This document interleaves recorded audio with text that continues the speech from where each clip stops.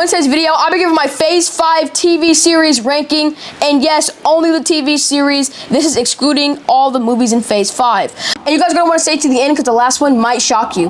But before we get to any of that, make sure to subscribe, comment, share, and turn on those post notifications so you're notified when I post a new video. Now, without further ado, let's get into it. Alright, y'all, Marvel's Phase 5 has officially ended with Ironheart. And to honor Phase 5, I will now be ranking every single TV series in this phase. If you want to see my full Ironheart series review, go watch the previous video to watch my full review on the series. But anyways, kicking off the number 5 spot, we have Secret Invasion. I mean, do I need to explain why this is in last place? Yes, you absolutely have to. Alright, fine. The reason why I have this in my last place is because they made a great comic run that involved Avengers and X-Men and a whole bunch of other Marvel characters into a Nick Fury solo series. Are we being serious right now? This TV series is arguably worse than Thor: Love and Thunder. I mean, it might be worse than Captain Marvel. This is one of the worst things I have ever seen. Especially after reading the real Secret Wars comic book run. Yeah, this show just butchers that storyline so much. And also, they give us the dumbest reveal, making Rhodey a Skrull since Civil War. They ruined his character after revealing that. That means everything since Civil War that Rhodey was in meant nothing, because that wasn't him. The show could have been amazing if it was like 10 episodes longer and had actual Avengers in it. But if you ask me, this should have been a show in the first place. The storyline that they made the show based off of is not something you turn to a 6-episode series. Like, it really isn't. This is something that you save for a saga or a phase. This is not something you turn to a 6-episode series. They also killed off Maria Hill, who was a really good and enjoyable character to see whenever she was on screen in the MCU. And they killed her off, in my opinion, for no reason. And they killed her off in a show that is so bad. I think majority of the MCU fan base, like, they don't want this show to, like, even exist. Like, they don't even care about the show at all. Rightfully so. It's bad. And then the ending with that big Super Skrull versus Super Skrull fight, dumb. I hated it. And I can guarantee you, we will never see this character ever in the future of the MCU. I'm calling it. Anyways, moving on to our number 4 spot, I got Echo. Listen, Echo is just forgettable and, in my opinion, boring. I mean, the most hype I got watching the show was when Daredevil made his one cameo in the series. I saw that. I was almost ready to call this show absolute cinema. But then after that, I mean, I can't really tell you what happened in the show because, like I said, it's very forgettable. It's not that interesting, and it's just boring. And I feel like they only needed it to set up Daredevil Born Again. But then again, you don't have to watch this show to watch Daredevil Born Again. Like, Daredevil Born Again is just like a, just watch it and you'll know what's going on, right? I feel like Marvel themselves didn't care about the show as well. I mean, they put the whole thing out in one day. Like, it's obvious that they didn't want a lot of people talking about this show for a long time. So I'm sorry, but Echo is just not that good. Now, moving on to my top 3, and the number 3 spot is actually shared by 2 series. Those series being Ironheart and Agatha All Along. Now, the reason why these shows share a spot is because I just can't determine which one is better and which one I enjoyed more. Both projects are projects that I think all of us did not think were going to be any good whatsoever.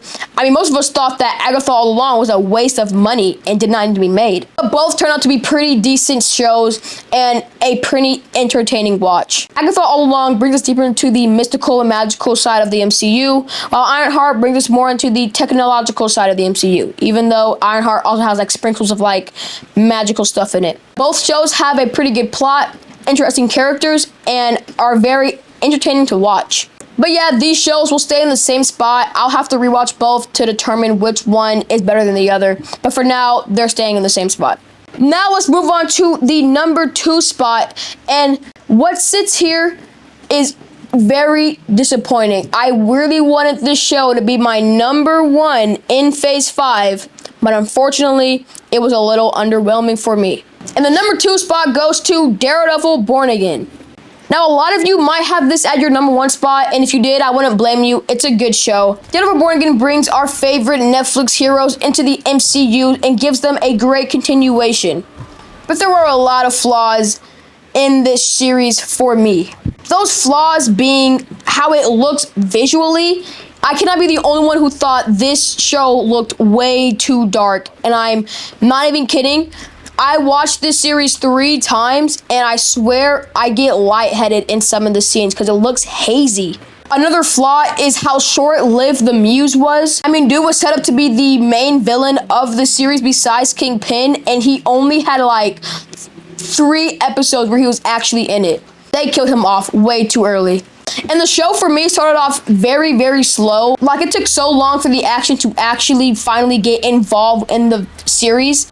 And for me, that's just not okay. I need this show to be entertaining and like my eyes are glued to the screen in all of the episodes. Other than that, the show is amazing. When there was action in the series, the action was absolutely amazing. The last episode was absolute peak cinema, and no one could tell me otherwise. It was so good to see Daredevil and Punisher teaming up and saving the streets of New York from Kingpin's terrible mayorship. Who voted for this guy? But yeah, I'm so happy to see Daredevil is back in the MCU along with Punisher and Karen.